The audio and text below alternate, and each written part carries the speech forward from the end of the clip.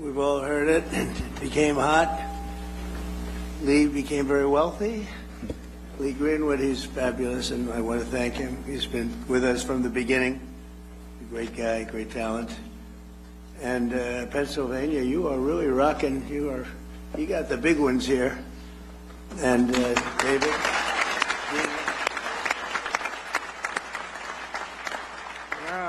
I'm in a world where I'm shaking hands with all celebrity business people mostly, but they're biggest names in business, and they're all spending money in our country, but they're all spending money in Pennsylvania. So I just want to say thank you. But this is a hot place. We would say it's a hot commonwealth. Never call it a state, you're in deep trouble. I've seen people's political careers end over that. Just call it a commonwealth. A lot of people don't remember that. But I think it's great to see what's going on and to see the kind of genius that I'm surrounded by.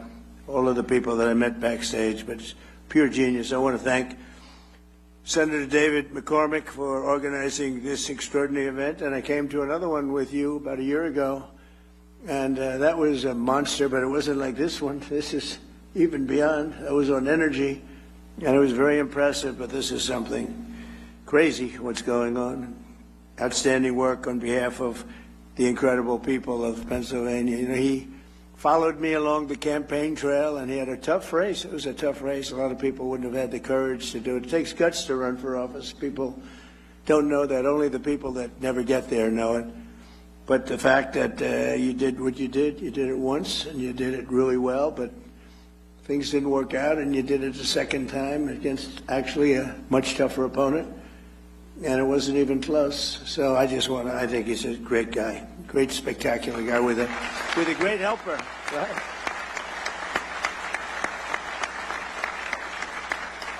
But we're here today to celebrate a colossal victory for this Commonwealth and for the entire nation. This afternoon, we're announcing nearly $10 billion of new investments in our defense industrial base right here in the great Commonwealth of Pennsylvania, and these investments will create more than 4,000 jobs. Pennsylvania workers will build the ships, submarines, trucks, weapons, and industries that will ensure America remains the strongest and most powerful nation in the history of the world. We're doing better now than we've ever done. We have $19.2 trillion. We used to go million, then we went billion, now we're into the trillions, but there's never been anything like it. The country is as hot as it's ever been, and we're doing really well with Iran. The Islamic Republic of Iran is not happy right now. Should have been done 47 years ago. Should have been done at least during the 47-year period. And it wasn't. Other presidents didn't do what was right. They should have done it a long time ago. It would have been much easier. And they want to settle so badly. They don't like what we're doing. And they do want to settle. We'll find out whether or not we settle with them or we just finish it off. But I want to thank Secretary of War Pete Hegseth. He's been amazing. Pete, thank you very much. Great job. He's been really amazing. You know, he used to do interviews. All he wanted to talk about is war. Sir, would you give a pardon to 19 soldiers? Why? Well, they killed a lot of people.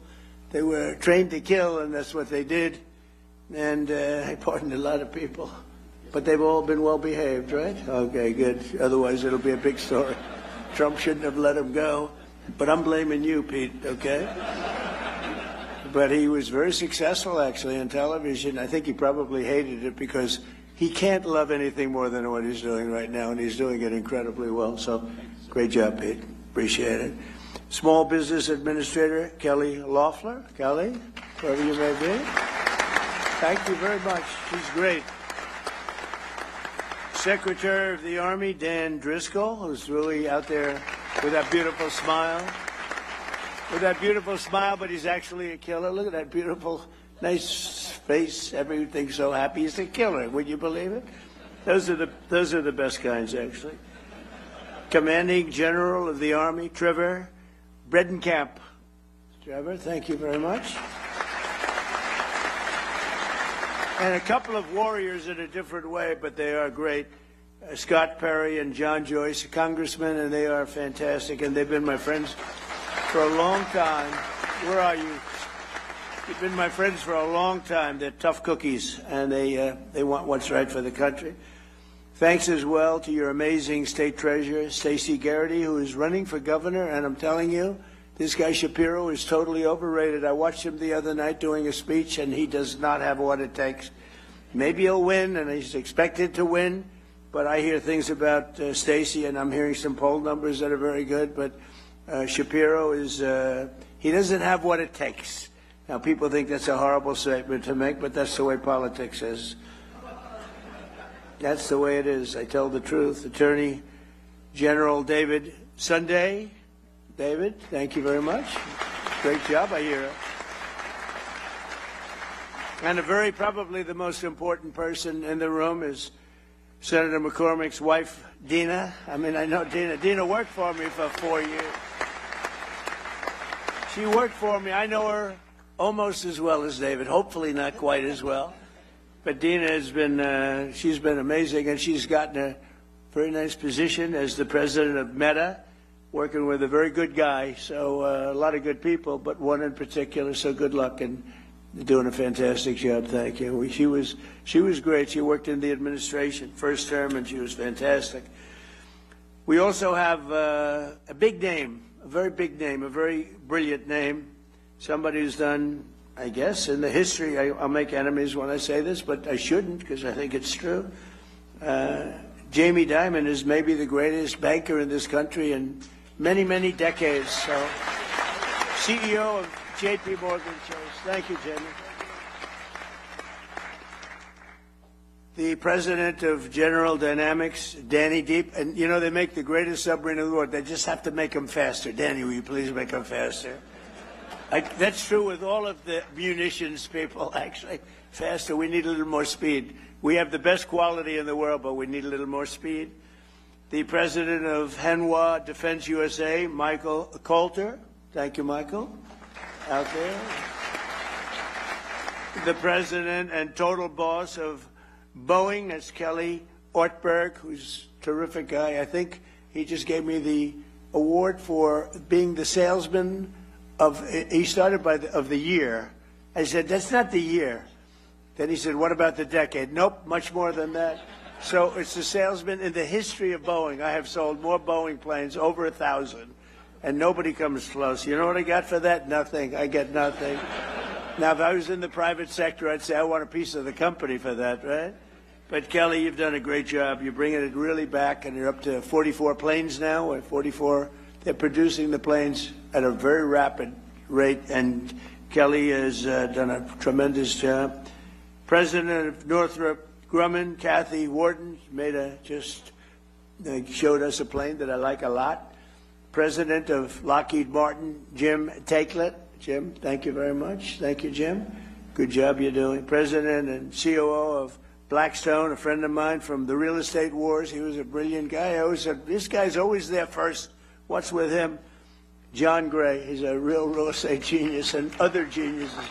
Now real estate, he doesn't even have to participate, he said, but you've done a great job, and say hello to you-know-who. He's a tremendous guy. He's been a big help. Steve has been a big help. Co-chairman of TWG Global, Thomas Tull. Thank you, Thomas. CEO of Divergent Technologies, Lucas Zinger. I just saw some of their technology. It's amazing. I saw some of those things backstage. You don't want to talk about them. They're pretty amazing. CEO of EQT, Toby Rice. Thank you, Toby. President of North America's Building Trades Unions. Is the most powerful man in the room. It's Dina for the women, and it's this guy for the men. Sean McGarvey. Thanks. Thanks, Sean. Sean McGarvey. Good guy, too. And the founder of Valor Equity Partners, Antonio Gracious, and he's somebody highly respected by everybody, including my family, my kids, and also helped us tremendously working at the early stages of the administration with cost, because we inherited a cost mess, and he was fantastic, and I want to thank him, and Elon, too. Elon did a fantastic job. This year we're celebrating the 250th anniversary of American freedom, and No state has been more central to protecting that freedom than the Commonwealth of Pennsylvania. Pennsylvania is where America declared its independence, where George Washington crossed the Delaware, where the Union was saved by the heroes of Gettysburg. What a war that was when you read about it. And where Pennsylvania workers poured the iron and steel that won 2 world wars and won lots of other things in addition. With today's announcement, Pennsylvania will play a key role in building the arsenal of freedom to defend our nation in the modern world. We have things happening in this state. I think really people don't know what's happening in Pennsylvania. People aren't really, literally, they're not able to even fathom what's going on. And I'm just sitting back there. I thought I was very well aware of it. And then I'm meeting people, very well-known people, and they're saying what they're doing here. We got to get the word out a little bit because this is very much of a miracle, very much of a miracle. Highly respected people. The talent and innovation in this room will keep America safe for many years to come.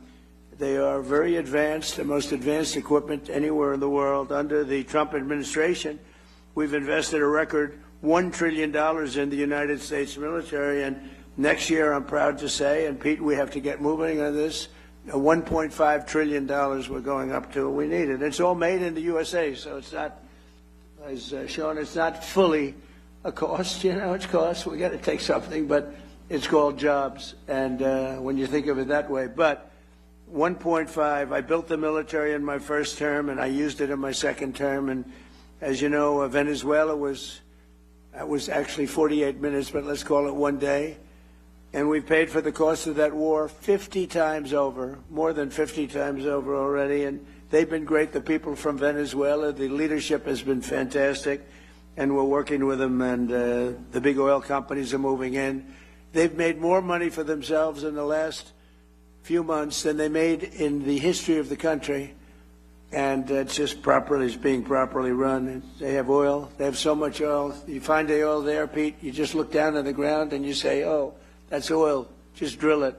There's very few places that have anything like that. But we have a great relationship with the leadership. We've worked with them very closely, and we're bringing all the big American companies in, and it's been very much of a miracle. Millions and millions of barrels a day.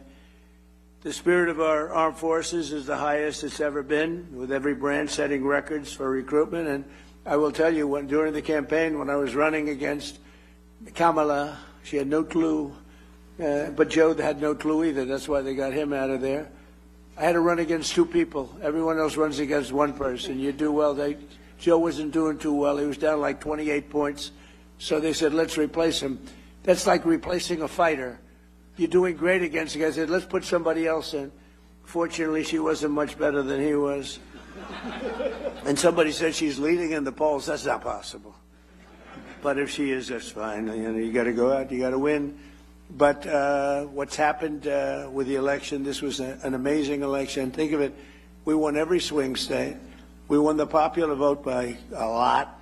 We won 82%, 87% of the counties in America. That's a big one. We won the Electoral College. We won everything. But all 7 swing states, the big thing was, could anybody ever win all 7? We won all 7 swing states, and we won them by a lot. So it was a great, great achievement. But when it came to joining the military, we had vacancies, empties. We had a situation that actually it was remedied largely, Pete, I think on November 5th when we won. It was even before we took office. It was remedied to a certain extent, and when we took office. So now we have overflow crowds trying to get into the military, and that includes our policemen, our firemen, anybody with a uniform on. They were very ashamed of our country, and now they're very proud of our country. And we're setting recruitment records like we've never had before. In fact, it's a great time if you want to expand the military a little bit. It wouldn't be bad because we have unbelievable, talented, in good shape, in unbelievably good shape. You know, we had something pass in the United States Supreme Court. It was called merit, and nobody thought that was going to happen. I didn't think it was going to happen, actually. We're trying to get it. And everything now in our country, again, is based on merit. Getting into colleges is based on merit. When you have somebody with great boards, great marks, all A pluses and A's and the highest board marks, and then doesn't get it because somebody with far less capability gets in. It's nasty, but it's, you know, our country was built on greatness, and it was based on success, it was based on merit. And now we have that, and that includes the military. And the people that we have in this military, you can send most of them to Hollywood, and they could become like movie stars.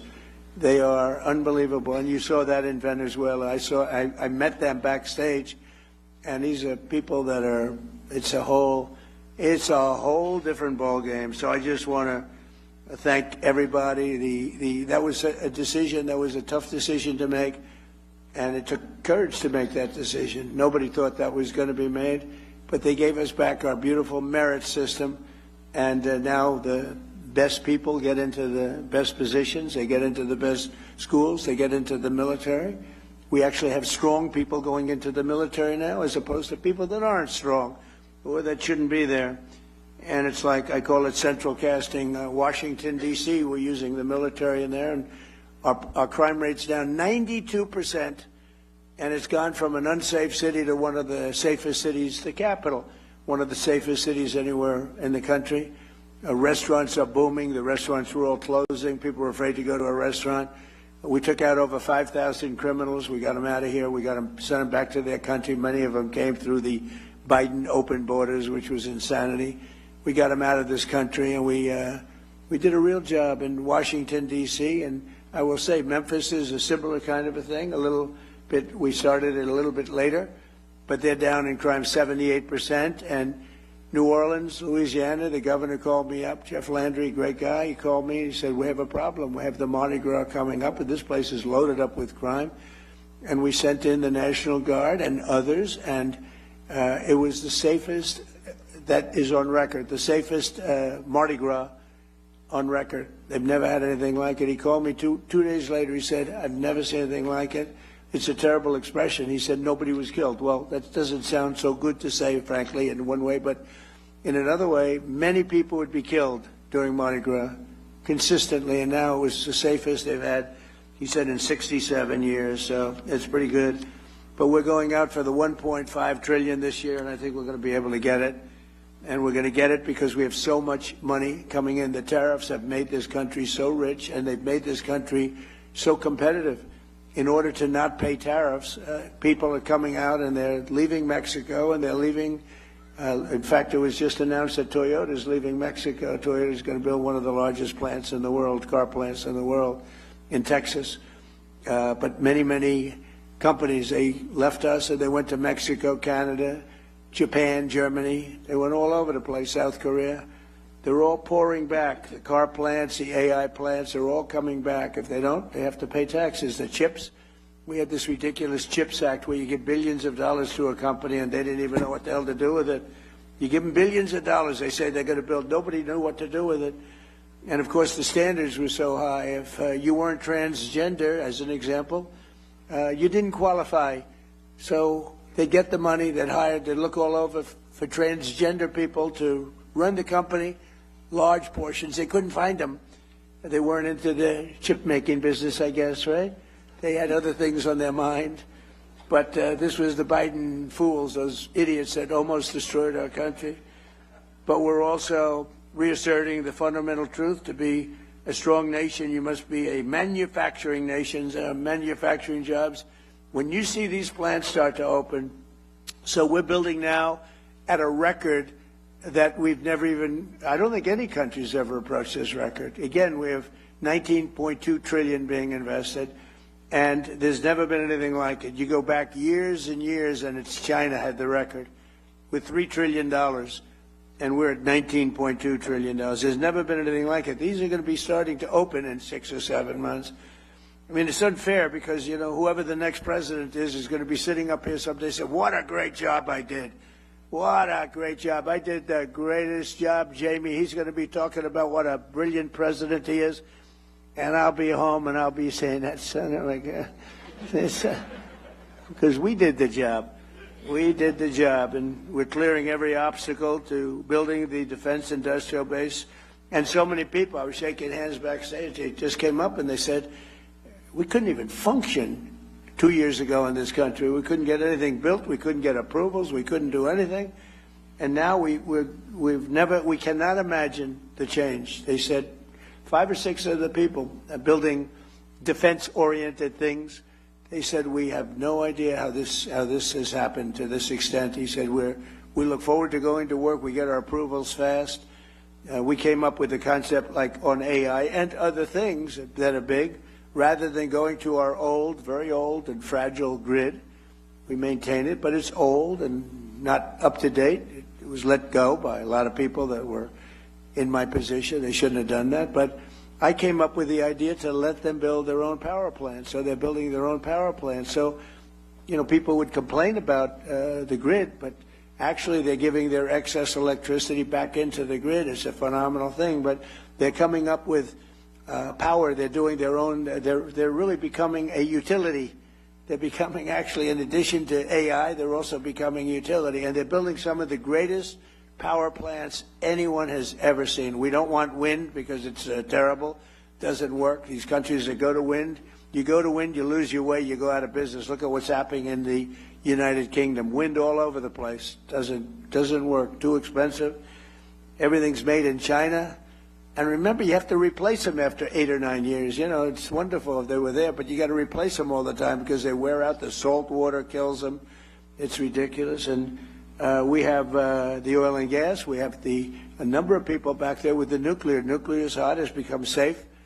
And we got to keep it safe, but it's become safe. But we have tremendous new things happening. And some of these power plants that are being used for AI and other things that they're building are so far advanced from what you're used to. When you look at Con Edison, you look at the old companies, it's fine. They get the job done. But these are tremendous advancements that nobody would have ever come up with except for this group of seriously brilliant people. After decades of foreign countries ransacking Pennsylvania and all of our country, they ransacked our country and stealing our jobs, I imposed historic tariffs to protect the American copper, aluminum, steel, and many, many other projects like cars. And because of that, they're all coming back. This could have been done by a president if he knew you wouldn't have a Taiwan making 100% of the chips. I think by the time I leave, we'll have almost 50% of the chips being made in the United States, worldwide. They're moving here like you wouldn't believe it.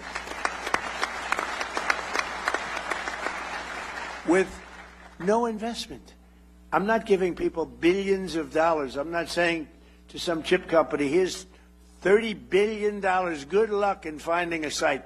That's what this stupid CHIPS Act was. Hundreds of billions of dollars just wasted. Half of the people never even used the money. I didn't give them 10 cents. I said, you're going to pay nothing for a year. After that, you're going to pay 10%. After that, you're going to pay 25%. Gives you 2.5 years to build your factory. If you don't build it by that time, you pay 200%, meaning you're sending chips in. You have a 200% tariff. They're building like crazy. And the biggest chip company in the world is building, and they just announced that they're expanding by another $200 billion. They're spending most of their money in Arizona, a great place to invest. But they're spending an extra $200 billion. It's the biggest chip company in the world. But we passed the largest tax cuts in American history. We delivered 100% expensing. That's a big one. I think, we had the greatest economy in the history of our country in my first term. We then got hit with COVID, but even including COVID, we did a great job in COVID. We never got credit for it, but every country was ripped apart by that disaster. We know where it came from. It came from Wuhan, and I said that. But we were all ripped apart, and China got hit very, very hard. It was delayed. They got hit very hard at the end. But it was a terrible thing, but we had the greatest economy in history. And before COVID, nobody had ever seen anything like it. But if you just took those 3 years and look at what we're doing now, we're going to blow them away. I mean, unless some horrible event happens, which is always possible. You know, we always have to at least think about the horrible events. Who would have thought that COVID could have happened? A thing like that could have happened. But we delivered 100% expensing, and that expensing, I think, where you write it off in 1 year. I have friends that bought things that, frankly, they didn't need. I have a friend that never flew in a private plane in his life, and he ended up going out buying a very expensive private plane because of expensing. 1 year, And a lot of you're building your plants more importantly than an example like that. You're building your plant and equipment. Jamie can expand his bank, write off everything in the first year. And you're doing a nice job. Your building is beautiful, by the way. It's great. You can write that sucker off in 1 year. Can you believe it? Now that stands up there, that steel. I want to know that steel contractor. He did a good job. Great job, actually. But we delivered 100%, and I felt it was very important to do so. And it goes for a 10-year period. So it doesn't just, I actually want to make it for 1 year because I figured everybody's going to come. 10 years is too long, but we had a couple of senators that really wanted, including a man named Lindsey Graham, who we love. And Lindsey, we pay you respect because he was some special guy. Lindsey, David, was a big proponent of 10 years instead of 1. In other words, you could use this for 10 years instead of 1. I said, but Lindsey, 10 years is too long. It lets them, it gives them too much time. He said, oh, no, we have to do this. I said, no, go ahead, Lindsey. What the hell do you know about business, Lindsey, right? But he was great. We're going to miss him, right, David? We're going to miss that guy. What a way he was.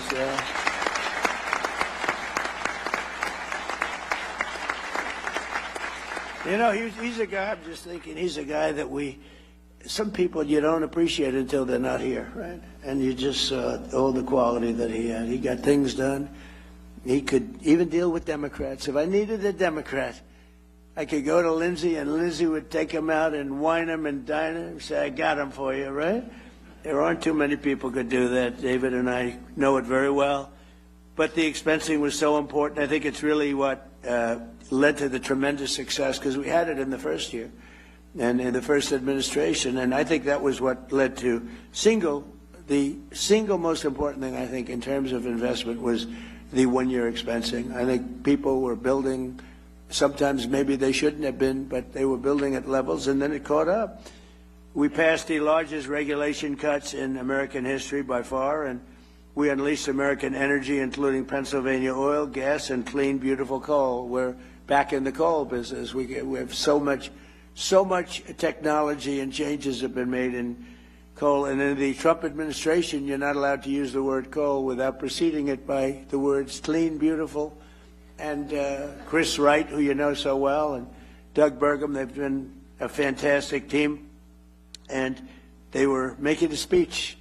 And I said, nobody can say coal without preceding it with clean, beautiful. But this whole speech was on coal. And they kept saying clean, beautiful coal, clean, beautiful coal. And I said, okay, it's enough. You know, but it is. It's and look, you know, I hate to say it, but it's what China uses. They're building now 58 massive coal plants. And, you know, they're responsible for building the windmills. And I said, how many windmills are they building in terms of using on their land? John, I want to know. If you see any, let us know. They got coal plants all over the place, but they build the windmills. But the only one they have that I know of is one that they want to use. They use it. They don't use it in terms of energy. They showed people, look how beautiful this is, as those poor suckers buy those windmills and lose their ass. But it's a terrible form of energy, most expensive form of energy. It's intermittent, doesn't work, and in my opinion, it kills the environment. It kills the birds, but it's visually, it's terrible. It's terrible. It's a terrible thing. And I'm proud to say that we have approved almost none, I think none, but we are, everybody's under an order. No windmill. We don't want the windmills. We don't want them. And let somebody else use them. But everybody using them is in very big trouble. They're in energy trouble because they don't work, and very expensive, most expensive form of energy, and they don't work. And I've been saying it for 4 or 5 years, and people still buy them. Maybe not quite like they used to, but people still buy them. It's crazy. But we unleashed American energy, including the Pennsylvania oil, and the Pennsylvania oil is doing unbelievably well. We saved the great American company, U.S. Steel, and I worked with Selena Zito. I don't know if Selena's here. Selena here? She's so... Where's Selena? Where is Selena? I love Selena. Where is she? She's queen of the Rust Belt. But you're no longer the Rust Belt. You're really the Money Belt. I have a new name. Selena, are you here? Come on up here, Selena, will you? She's the queen. She is the queen of the Rust Belt. Now she's the queen of the... And be careful. Don't fall down the stairs like Biden. Come on, Selena, get down here. Grab her, everybody. I want to show you a woman that knows what she's doing. You know? She knows what she's doing. I had no idea she'd be here, but anything having to do with Pennsylvania, any of these great states, she's around. Well, Selena, I want to thank you. You're really a talent. That's only because she writes so well about me. You know, if she wrote badly, I'd say, get her the hell out of here. Selena, thank you, honey, very much. We appreciate it. Really amazing person. Thank you.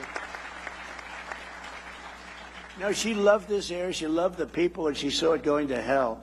And she knew more about it than anybody else. And she also knew it had more potential because of the people. And she would write about it like nobody would believe. And she's one of the top writers in the country. And I hate to say that she writes for the Washington Post, but she's one of her many outlets. I hate to mention that, but she's done a phenomenal job of explaining what's going on. And she really just believed in the area, but she believed in the people of the area. They're incredible. You're going to find all of you geniuses that are building your plants. You got the best people in the world working here. So just to finish up, we did more in terms of regulation cuts by 5 times, 6 times, and even in some cases, depending on the way you look at it, 7 times than any other president.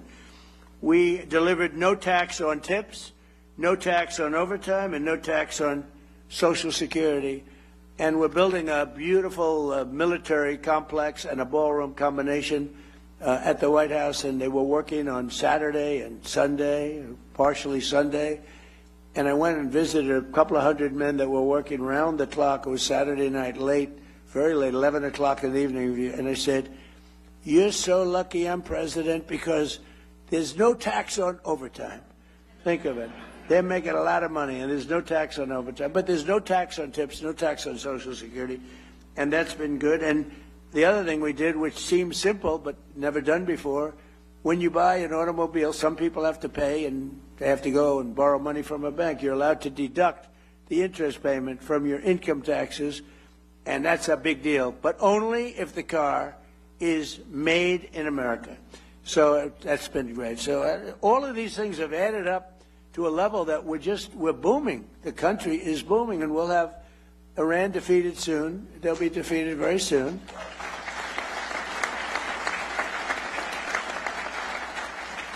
And then I guess it'll be even better. But you know, even during this, it's been amazing. I mean, to think. So I call it a military operation, but I call it whatever you want. It's incredible. It's like it hasn't made a dent. A lot of people thought oil would go up to $350 a barrel, and today it's at $79. A couple of days ago, it was at $68.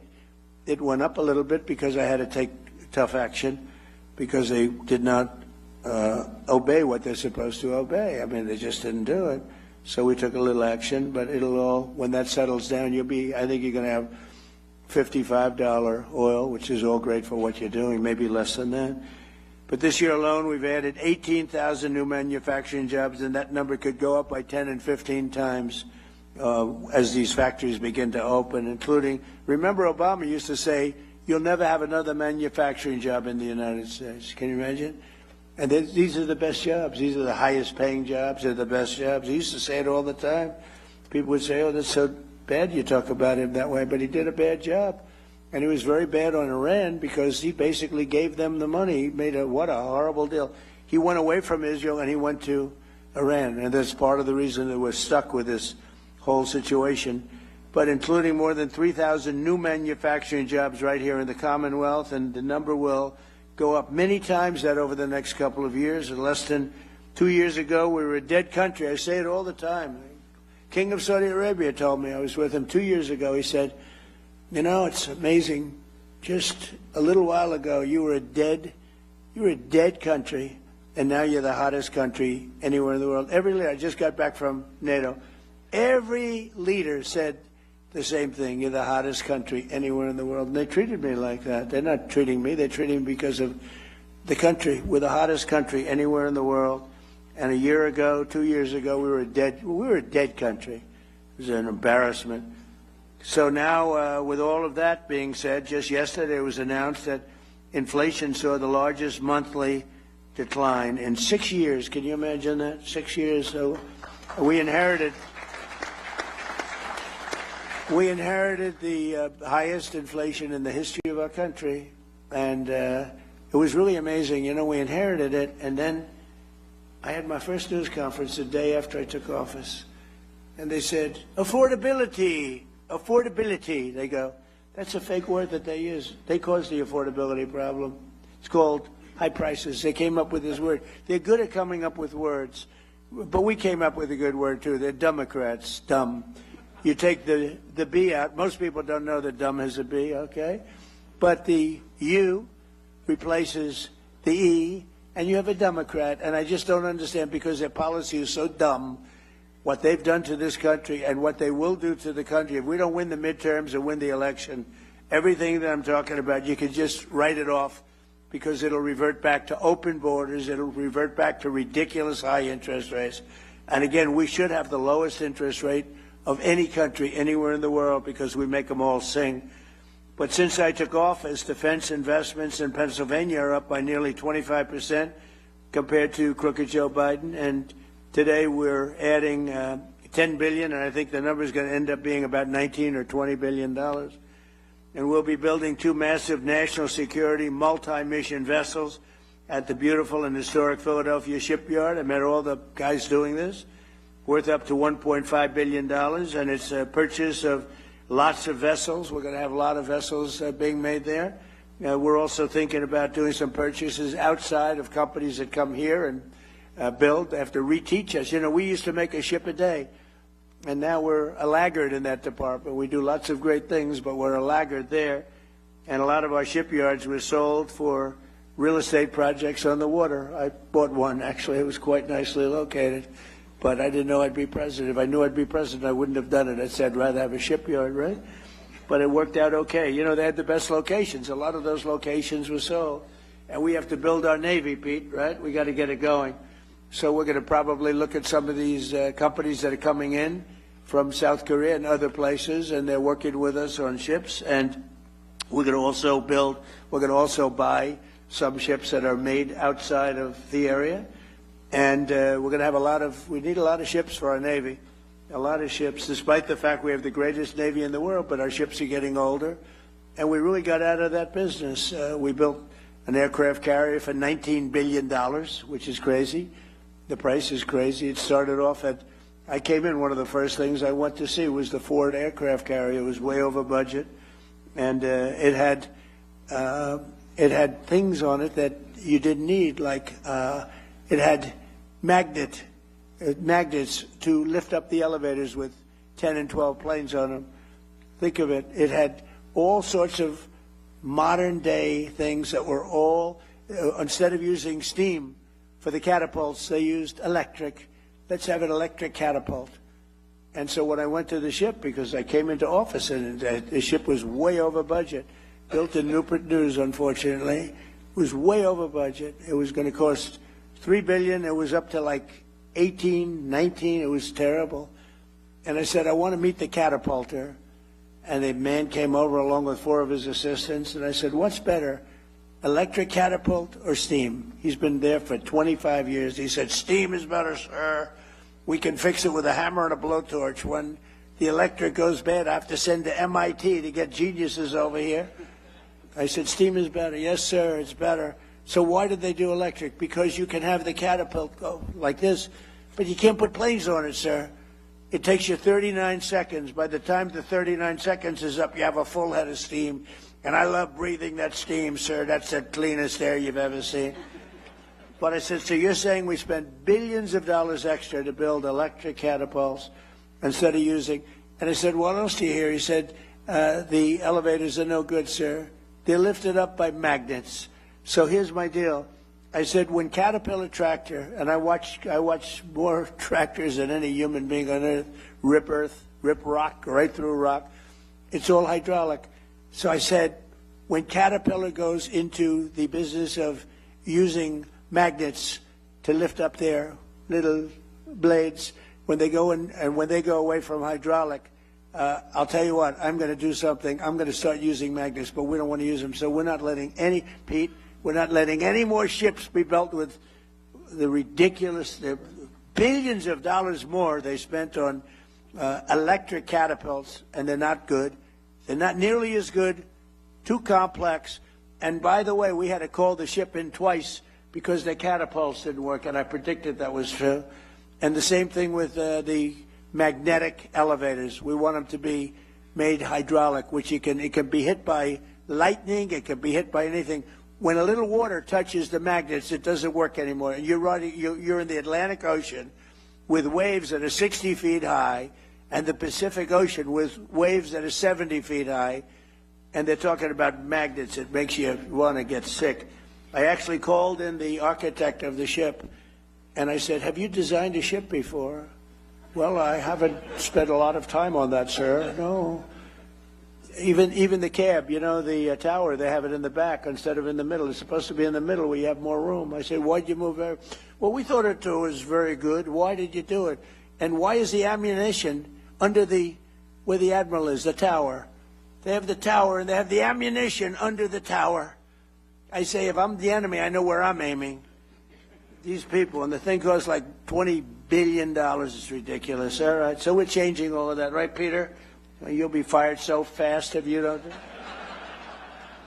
No, but a lot of this is common sense stuff, really. I mean, I hope I'm not boring anybody, but it's all common sense. This isn't exactly part of my speech, but I got to tell you. You know, I'm getting it all out now, all the anger I have when I hear about electric catapults that don't work. Crazy. It's crazy, but okay. I hate to mention this name now because they're a little slower than we want, but that's okay. General Dynamics will invest $2.5 billion in Rhodes Industries to build Navy submarines. They make the greatest submarine in the world. We're 10 years advanced over probably Russia is number 2. We have to make them faster. That's the only thing. We need submarines, but they make a great product. In all the cases, we make. If you look at the Patriot missile, if you look at the Tomahawk, which is the offensive, if you look at all of the things, they're better. We have to make them faster. That's the only thing. And Dan, you got to get them going a little bit, right? We have to make them faster. And Peter and I have meetings with them every month, and they're all building new plant and equipment. Boeing is building it. I see Kelly, a lot of them, 4 of them, and it's very important. So this massive new investment by General Dynamics is going to create right here 1,500 new jobs. The munitions firm Day and Zimmerman in Philadelphia will provide $2.3 billion worth of operations, maintenance, and support to the Hawthorne Army Depot. And EOS in Pittsburgh have just agreed to a multi-million-dollar partnership with the Department of War to build. Don't we love that name better? We won World War I. We won World War II. Then we decide to go politically correct. Let's go with defense. No, it's war. And I said to Peter, I said, Pete, don't you like that better? He said, it used to be Department of War. And then we got politically correct. And we go in and knock out the Middle East and go home. Everybody said, why did we do that? What did we get? But we did. We had greatness, and that's what we have again. Now we have greatness again. As an example, Venezuela. Where'd you have here? When was the last time you heard that you had a war and you paid for it 50 times over? We have wars and we lose money. We have wars, we blow up something and we leave, and everybody said, what was the purpose of that? Nobody can answer the question. We don't do that anymore. But EOS in Pittsburgh just agreed to a multi-million-dollar partnership with the Department of War to build energy storage technology in support of our Golden Dome missile defense shield. We're building a Golden Dome over our country, and it's going to be a very effective one. We had 111 missiles shot a few weeks ago by our lovely friends from Iran. They were aimed at the Abraham Lincoln, which is a beautiful aircraft carrier, by the way. The SS Abraham Lincoln, 111 in a short period of time.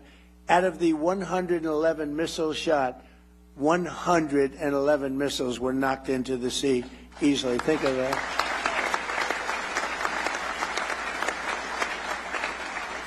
And I called the captain of the ship. He wasn't even sweating. All you got, Jamie Dimon would be sweating that. You wouldn't like that. We have a different kind of strength, Jamie, right? We don't have that. But think of it. 111 missiles are coming at you. And he's drinking his coffee, taking it easy. And one after another, we have the greatest people, most importantly, but we have the greatest equipment anywhere in the world. There's nothing like it. 5 years ago, 6 years ago, I would imagine you couldn't even think about a thing like that happening. The JWF Industries is expanding its Windber facility and anticipating over $500 million in new contracts to build new vehicles, weapons, and components, and they make great stuff. Voyager Technologies will be investing hundreds of millions of dollars in turning Pittsburgh into an international robotics and space technology hub. And the robotics is so important because, again, we have the most people working right now in the United States than ever before. We need manpower and woman power. The AI software company Air will be spending $450 million to expand their Pittsburgh office, and Carnegie Robotics in Pittsburgh will have the chance to produce hundreds of millions of dollars worth of autonomous technology for the United States Army and its vehicles. The Firepoint Energy in Tunnelton will be investing at least $170 million in pilot program to convert coal waste into jet fuel, electrical power, and critical minerals. And I hope you're going to do magnets. Somebody out there, I hope you're all brilliant people. Magnets. Do magnets, okay? I'll tell you how to make money. Do magnets. You're doing a lot of great stuff. Do magnets. Because one thing we don't have, but we're getting close, but do magnets. So I hope John Gray is listening to me so he can give him a couple of bucks and go into the magnet business. I guarantee it's going to be a success. It's one thing we don't, for some reason, it's not complex, not hard. We have the material. For some reason, they just don't do it. We need magnets. So one of you companies out there, go out, I'll teach you how to make money. Just do it. Companies like Adelon, Kratos, Advanced Cooling Technologies, Sphere Brake Defense, JP Morgan Chase, and Q Intel, among many others, will be expanding their investments all across the Commonwealth of Pennsylvania. In addition, the defense subsidiary of the legendary Pennsylvania company, Mack Trucks. Oh, I met him the other day. Where's Mr. Mack Truck? Where the hell are you? He was great, making a beautiful, thank you very much, making a beautiful truck. He's trying to sell 15,000 of them to us, 15. I said, how many are you looking to sell? Sir, 15,000. I thought he said 15 because it's a big, beautiful truck. I made a speech 2-3 weeks ago, and they had a sample of the truck right behind where I spoke. It made me look very small, sort of like Dukakis, remember, in the tank? I said, get that truck the hell out of here. I immediately thought of Dukakis with the helmet and the massive helmet, the massive tank, and you didn't even see him. That was not good. He went down 20 points after that. So I said, get that truck out. But the truck was amazing, actually. But I said, how many? He said 15,000. I thought he said 15, so I said, he's going to sell 15. That's a lot of trucks. He said, no, actually 15,000, sir. So, but it's a beautiful truck, and I think he's got a good shot at doing it. And he'll be building $222 million worth of powerful new vehicles for our military already in a different truck. And Mack Truck is doing really well, and they've been great. And because we're here in Pennsylvania, where State Trooper Michael Farrow was killed just 2 weeks ago by an illegal alien operating a semi-truck on a commercial driver's license, which he should never have had. He was here illegally, came in through Biden. Today I'm making one more important announcement. My administration will soon take historic action to get illegal alien truck drivers who are just killing a lot of people. They can't read signs. Many of them are on drugs or alcohol, and they shouldn't be driving these things, and they came in totally illegally, and we don't want them, but they are driving all over American roadways, and we're going to replace them with proud American veterans who are going to take our veterans, we're going to make them, we're going to teach them a lot about driving trucks, and in many cases they know. We're going to say any American who's driven a heavy truck for our military will automatically be eligible for a commercial driver's license. So we're going to get them taken care of. And the radical left is very much opposed to that, but it doesn't matter what they want because we're the ones that are running it. And just to finish, I want to thank our great Speaker of the House, Mike Johnson. He's fantastic, that man. And the House Budget Chairman, Jody Arrington, for launching an effort to get the Save America Act passed, including voter, I mean, it's so basic, voter photo ID identification, proof of citizenship, and hopefully no corrupt mail-in ballots. We'll have exceptions for the military. We'll have exceptions for disability, for people that are not feeling well, or for people that are on vacation or anything. We're going to make it very easy. But the mail-in ballots, you see what happens in California. The vote still isn't counted. Can you believe it? It's like, what, 6 weeks. The vote still isn't counted. But the kid really, he was Spencer Pratt. I don't know Spencer Pratt. He came to the White House and saw me. But Spencer Pratt was an automatic lock, and he didn't make it. There was a little thing, Dina. They said, well, Spencer's falling behind a woman that nobody ever heard of. He's falling behind. No, it's very corrupt. And they were going to do that to Steve Hilton, too. And I had the U.S. attorney, did a great job. He started an investigation. They said, Steve Hilton is starting to fall badly behind. And I said, that doesn't mean falling behind. That means cheating is going on. This is 2 weeks after the election. So I got the U.S. attorney involved. And like 20 minutes after they made that statement, they said, Steve Hilton just made the runoff. These are crooked people. These are crooked people. The whole thing is terrible. But along with our incredible farmers and funding for our troops, so we're getting a tremendous amount of funding for our farmers, and we take care of our troops. We got them a great pay raise. But I support those efforts, and we're cheering them on. And the actions that we've announced today will create thousands of new Pennsylvania jobs, and they'll make our entire nation stronger and more prosperous than ever before. We have the strongest nation that we've ever had. We have the most successful nation that we've ever had. We've never had a thing happen. So many people, the biggest people came, financial people said, sir, I've been in business for 35 years. One gentleman, he looked like a young man, but he said 35 years, so he blew it. But he said, I've been in business for 35 years. I've never seen anything like what's happening right now. I'll bet Jamie would say that. I'll bet John would say that. There's never been a period of time like this. So I want to thank, again, Senator McCormick, once again, for this incredible get-together, but really, much more importantly, for the outstanding work that he's doing as a senator. He's an incredible person. And Pennsylvania has never had a greater warrior at the U.S. Senate than Dave McCormick, and it's an honor to be with you all, and we're going to do things that nobody would believe. If you go back 2 years while we were a failing nation, nobody would believe that we could be doing business and we could be even safety. The lowest murder number since 1900. Think of that. The lowest number since 1900, 125 years ago. Nobody would believe we have the lowest crime numbers, despite the fact that millions and millions of people came into our country illegally, and many of them were, they're gone now, but many of them were from prisons, they were drug addicts, they were from mental institutions. We have the lowest crime numbers we've had in decades and the lowest murder number in 125 years. So it's really been amazing. And David, I'll give it to you. I'll turn it out, but it's just an honor. I'm with so many people that I respect so much. I don't know all of you. I know many of you through reputation, through reading, but you're an amazing group of people, and you really are making our country great. Thank you very much. Thank you, Mr. President.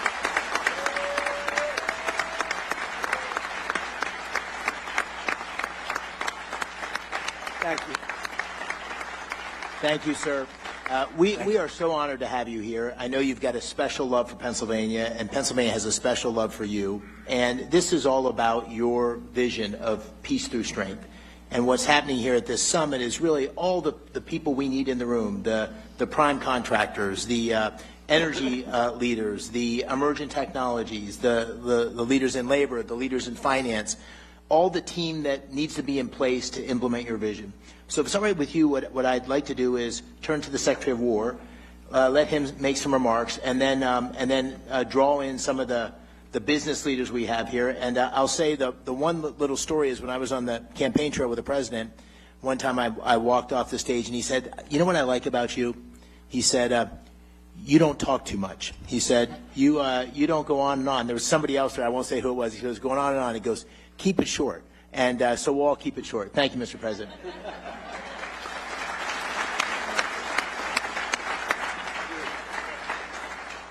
Senator, that was a good warning and a good reminder. For sure. Mr. President, it is true to say that there has never been a moment like this or a stage like this where innovators, prime contractors, private equity, titans of industry, labor leaders, defense leaders have come together for this type of moment. There's never been a moment like this where the aperture has opened up inside the Department of Defense for defense and the second word, innovation. Your demand of me as a business leader and a builder is that we move at the speed of business and competition and speed and scale. And that's what these folks have funded and founded in their companies. But our bureaucracy was built to keep most of you out. And we've been waging a war of attrition against the Pentagon bureaucracy to open up the aperture and make sure competition and speed and innovation and commercial options have a seat at the table. Not just great prime contractors who've been there for a long time, but many of our great companies that make many of our best systems started to look a lot more like the government than they looked like business. And so what the President does behind the Resolute desk with prime contractors, and you've been at those meetings and I've been at those meetings, and it's a reminder to all of us that our nation needs the best weapons, not tomorrow, but today. And we need these companies not just adding an extra shift to the factory, but investing in another plant and another plant and another manufacturing line, which is what's happening here in Pennsylvania and all around the country. So when you talk about the arsenal of freedom, this is only something that a builder-in-chief could unleash, and you're doing it, sir, on American manufacturing and our industrial base across the country in energy. But in defense specifically, this is a generational investment in the future of our warfighting capabilities that our country has not seen since Ronald Reagan, and this one is bigger. Because what Joe Biden and previous administrations did to our military, you talk about a dead country. Well, we had a dead department, a Department of Defense, that was doing things the old way, sending the same money in the wrong direction, red tape, and monopolizing certain platforms. And you said we won't do it anymore, and the American warfighter requires that we change how we do these things. And we're going to hold the big guys accountable, which is what you do behind the Resolute desk with executive orders and no stock buybacks and no more delays. And we demand that you build new plants. And then we're also going to make sure the new runners, the fast runners, the young guys, the companies, the tech companies, our best innovators have the ability to get into the Defense Department. You shouldn't have to sue your way in to the Department of War, which is what companies in the past have had to do in order to compete. I hope these companies can attest the fact that because of President Trump's leadership, we have an entirely different department.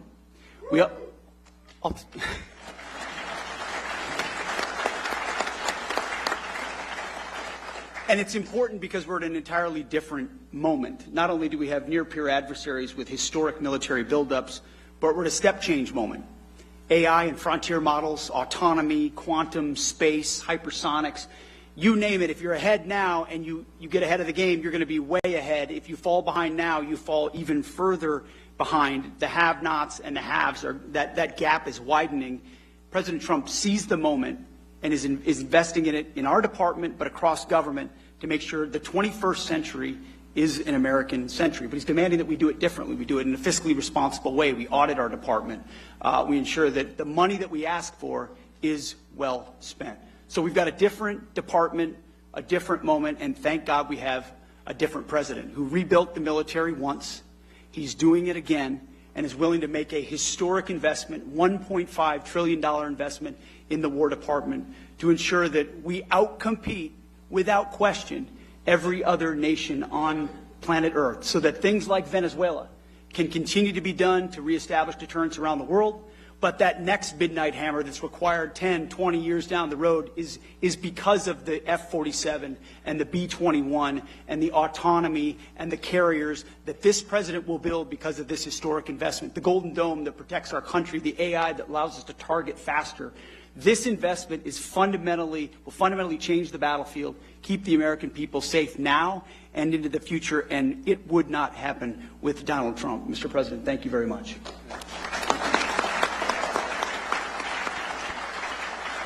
Thank you, Mr. Secretary. Thanks for everything you're doing. You know, last year, it was almost a year to the day, Mr. President, where you were in Pittsburgh for the Energy and Innovation Summit that Dina and I hosted. And one of the biggest announcements on that day was John Gray, from Blackstone, a $25 billion announcement. And so I thought we might start with a year later, here's where we are. And I think what you're hearing from the business leaders in this room, the people in Pennsylvania, is the amount of investment and the level of activity is on fire. And John's a perfect example of that. So John, if you could just give us a quick update. Sure. It's great to be here in Pennsylvania. President Trump, I want to start by thanking you for the deep commitment to supporting investment in American innovation in infrastructure, AI, and defense. Senator McCormick, I want to commend you once again, and Dina, for hosting a summit here in Pennsylvania focused on the vital national imperatives. We were together a year ago in Pittsburgh. We announced that $25 billion in digital and energy infrastructure. We said we'd do it over a decade. Since then, we've acquired multiple data center sites. We've made enormous progress in our joint venture with local utility PPL, and we're proud to report that we're on track to invest over $40 billion and do it in 5 years.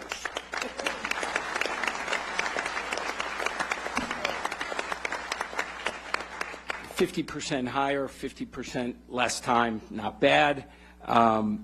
These investments will create nearly 20,000 good-paying construction and permanent jobs, deliver meaningful benefits to communities, and help ensure that America stays at the forefront of the AI race. This would not have happened without the conference that you and the President hosted last year. We also got tremendous support from the governor in terms of infrastructure development. Everybody loves to complain that things are not working in the United States. Well, in Pennsylvania, they're working the way the founders intended 250 years ago. So congratulations to all of you. I would also just say last year, we talked about building critical infrastructure to power the innovation economy. Today, we're talking about applying that innovation to our most important priority, protecting our national security. At Blackstone, we're incredibly proud to be all in on both of these objectives. Technology is, as the Secretary noted, fundamentally reshaping the national defense. It's going to require enormous amounts of private capital, not only to invest in the new innovation, but also to scale up production in a capacity-constrained world. And Blackstone is ready to help in a very big way. We've already invested $20 billion in defense and aerospace in the last 5 years. We expect the scale and pace of that investment to increase meaningfully from here. We see national security as a compelling place to deploy capital on behalf of our investors that also supports a core American interest. So thank you, President Trump, Senator McCormick. It is an honor to be here today. Thank you, John. You know, sir, you noted this, but one of the strongest voices in corporate America, someone who has spoken out in very similar terms as you have about peace through strength and about the need for America's military and economy to be strong, is Jamie.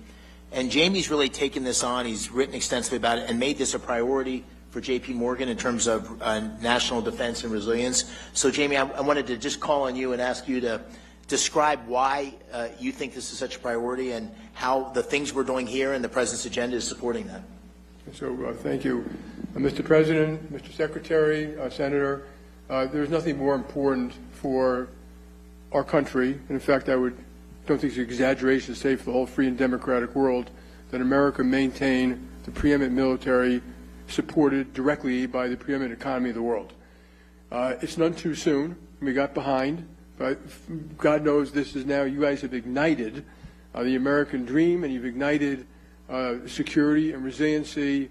You've reignited that arsenal of democracy that we have in this country, and it's just critical. There's a microcosm in Philadelphia, obviously in Pennsylvania, Philadelphia. I was at the Philadelphia Navy Yard this morning. There's only a small piece of what we're doing, and a small piece of what a lot of other people here are doing. That Navy Yard actually built ships in the Revolutionary War, ships in World War I, ships in World War II. It was closed down at one point.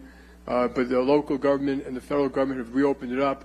You now have ships that are going to be built there by Hanwha, a Korean company, and Rhodes Industries. They're both adding 400 or 500 jobs. People should remember when they add those jobs, there are another 5,000 jobs to be added to support it. A lot of small vendors, contractors, et cetera. And we're also helping, very importantly, to ignite that American dream part, is to get the kids, whether older, younger, whatever their backgrounds were, trained. And there's a school there, partially by Hanwha and partially by the government, to train welders. These welders get paid while they're in an apprenticeship. They get health care while they're in an apprenticeship. When they graduate, I think after 16 weeks or something like that, they make $80,000 a year. That is the American dream. They go on and buy a house, get married, have a family, etc. And this is one small effort, and that's one microcosm. We need to do this around the nation, in fact, to help some of the other nations around the world, friends and allies, do the best they can to rebuild some of their militaries. So my hats are off. I applaud everyone in this room who's helped with this effort. There's nothing more important to leave this world safe for our children. Mr. President, thank you. Thanks, Jamie. I know you know Jim Takelet well from Lockheed. A small fun fact, so when Lieutenant McCormick got on the plane to deploy for the Gulf War, Captain Takelet was the pilot of the plane out of Pope Air Force Base in North Carolina. And so we've known each other, I guess we got to know each other the last decade or so. But Jim and all the major primes have big operations in Pennsylvania. And Jim, I think you have an announcement even today that I was unaware of until earlier today, which is great news. So please give us a quick update on what you're doing in PA. Definitely, Senator. Remember that thing he said to me about short. First of all, Mr. President, thank you for inspiring all of us to get together at an event like this. Secretary Hegseth, really appreciate your driving the acquisition transformation that is very much needed, as you just described. And Senator, this is an amazing gathering. For organizing it, you and Dina, really, we all owe you our thanks, so I appreciate doing that. So I was born and raised on the north side of Pittsburgh. My dad was a Boilermaker. And if I could have welded a straight bead and passed his test, Sean, I'd probably be in Boilermakers Local 154 in Pittsburgh right now. But it worked out that I'm here today with you. And people like my dad from Pennsylvania, the workers that we have in this state are why we have 5,000 employees here already. And what we're going to announce today is in our Archbald, Pennsylvania plant, where we make missile components for air defense missiles, sir. We're going to add another 700 jobs. We're going to double the size of the plant, invest $60 million, and add 160,000 square feet to that plant, doubling its size.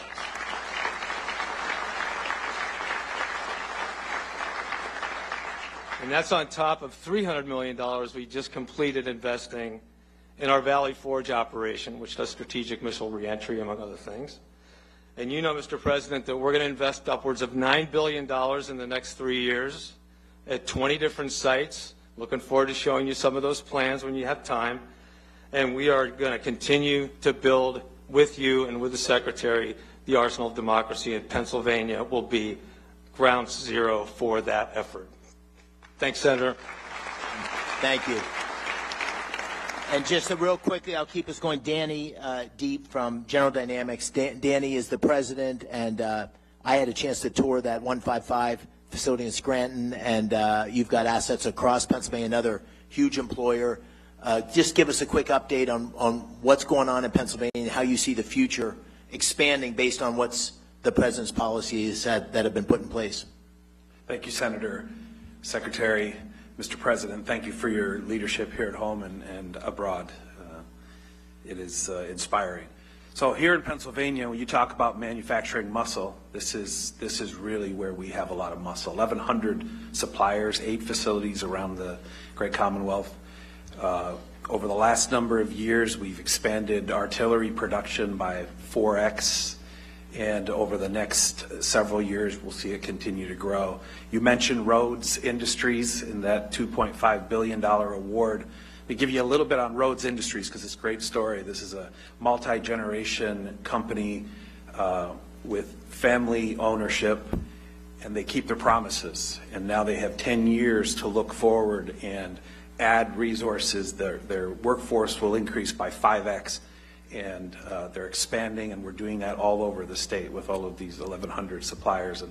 And thank you for your leadership to do that. And we're committed to deliver Virginia-class and Columbia, and that's what Rhodes is going to work on. And we don't make aircraft carriers.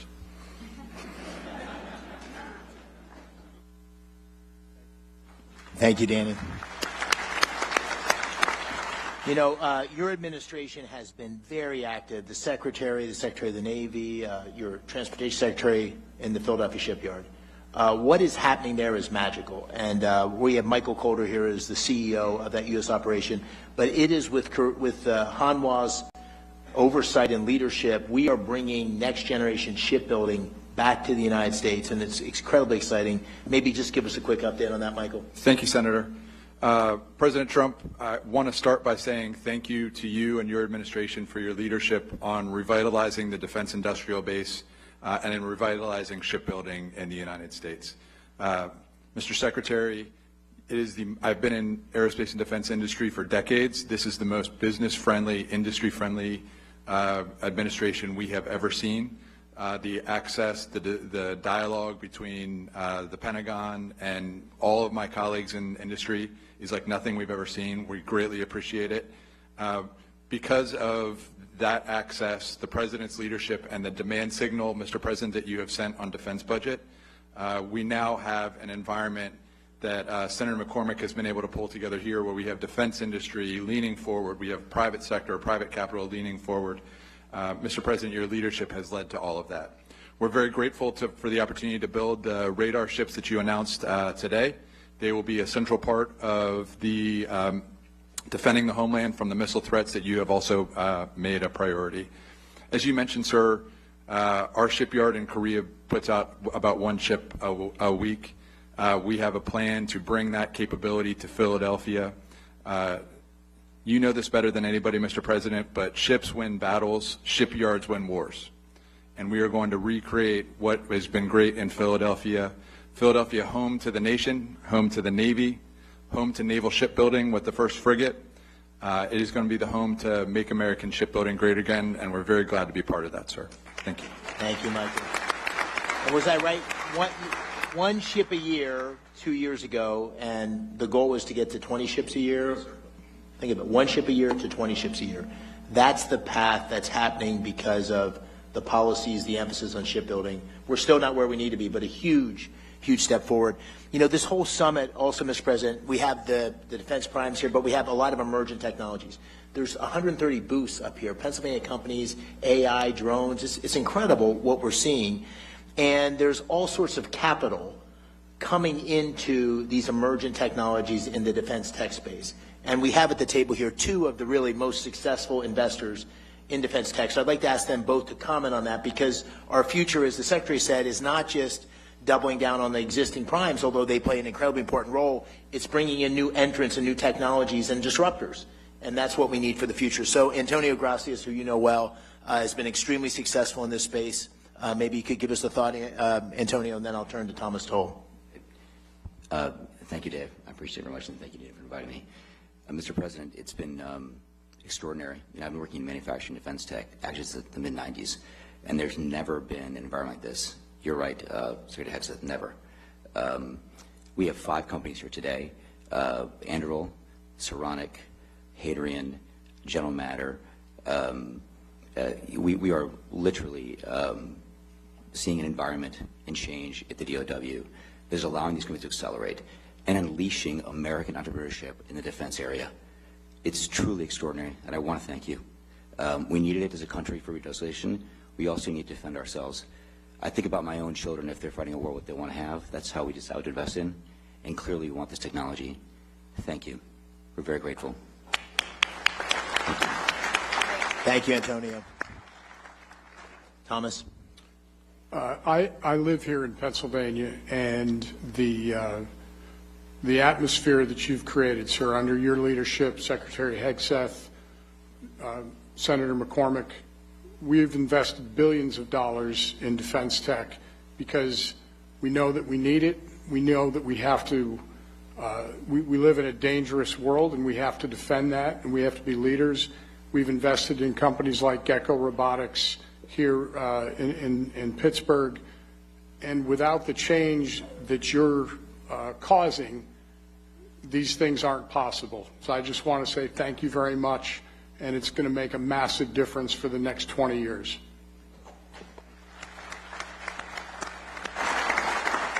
You know, Mr. President, one of the things that you talked about constantly on the campaign trail, and that I tried to talk about as well, and that you've been focused on like a laser, is jobs. And what's happening here in Pennsylvania is that If you go to talk to any manufacturer or any job site, they can't get the skilled workers they need because there's so much new investment and activity going in. So we need to take advantage of this moment and build the workforce. In Pennsylvania, we have an incredibly skilled workforce. As I said earlier, we have 190,000 people that work in the defense industry. We hope that number is going to double over the next 5 or 10 years. But one thing I think we can all agree on is the American dream is going to be pursued and captured by creating these great paying jobs for the next generation of folks. And you know, Sean McGarvey, who has become a friend, I called him during the campaign, and he didn't think you or I was going to win. And we bet a steak dinner, and he ended up losing on that steak dinner and has been a great ally in terms of what we need to do for our workforce to be successful. So, Sean, maybe you could say a few words, what you're seeing and what the workforce of the future needs to look like. Well, thank you, Senator, Mr. Secretary, Mr. President, and the President knows, you know, my business better than I know my business. We've been in the workforce development business when it comes to construction skills for 100+ years. We have 1,600 training centers across the United States. We spend $3 billion of our own money every year. We don't need any money from anybody in the audience, anybody on the podium, the federal government. We got our own. We have 21,000 instructors. We have 300,000 plus people in our programs right now, registered apprenticeship, and we can ramp that up to 1 million. So we can meet the needs of this industry and the other industries, the tech industry, the power generation industry. But what we need is deals, and we need deals way further up the pipeline when other decisions are being made. Our members, you know, have historically been just great patriots in this country, whether it was World War I, World War II, entering the Seabees to build the airstrips and the bases across the world, the Manhattan Project, building Oak Ridge, Savannah River, you name it, and still working in those facilities today, all the way up to COVID, when we had to keep hospitals open, build temporary morgues. It was the members of the building trades that stepped up and did it. So we believe that highly skilled craft workers are a national security issue, and we are prepared to meet any needs necessary right here in Pennsylvania for Senator McCormick or for anybody across this country, and we appreciate the opportunity to do so for our country, Mr. President. Thank you. Thank you, Sean. Thanks for the great support for everything you've done on our workforce. Mr. President, I think I might ask the Secretary, Dan Driscoll, to make a few remarks and maybe close on that. I just want to say this has been an extraordinary event in the Army and the Army War College, which you're here, the 4th president in America's history to visit here since the Revolutionary War, the Carlisle Arsenal, the Army War College, and the Army's been extraordinary. So, Mr. Secretary, first of all, thank you to General Breitenkamp and everybody that made this possible. But maybe give you a word, and I'll close and then turn to the President. Mr. President, Secretary of War Hegseth, your leadership, what it's fundamentally done for the people in my life every day, the American soldier, is you have unleashed them to do what they joined the Army to do, to be ready to fight and win our nation's wars. And we had gotten in their way for the last 30 and 40 years. We had not let all of these entrepreneurs come get in the mud with them and help them change what they could use to fight. And it is because of you, Secretary, and you, Mr. President, that all of the regulatory nonsense has been knocked out of the way. And I think if you talk to any of the soldiers, sir, on your way to the helicopter, what they will tell you is the last 18 months have looked nothing like most of their careers. And that is because all of you on this stage and everyone out in the audience. So thank you so much for being here.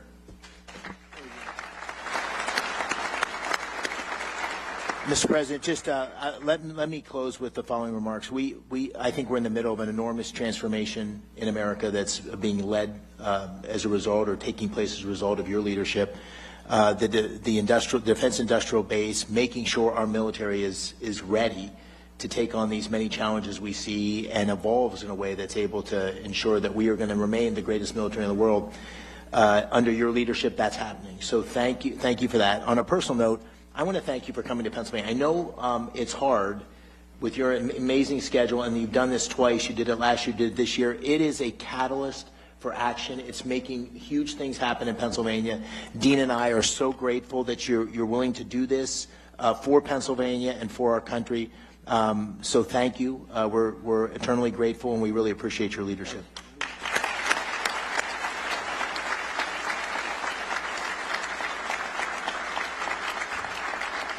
Sir, would you like the final word?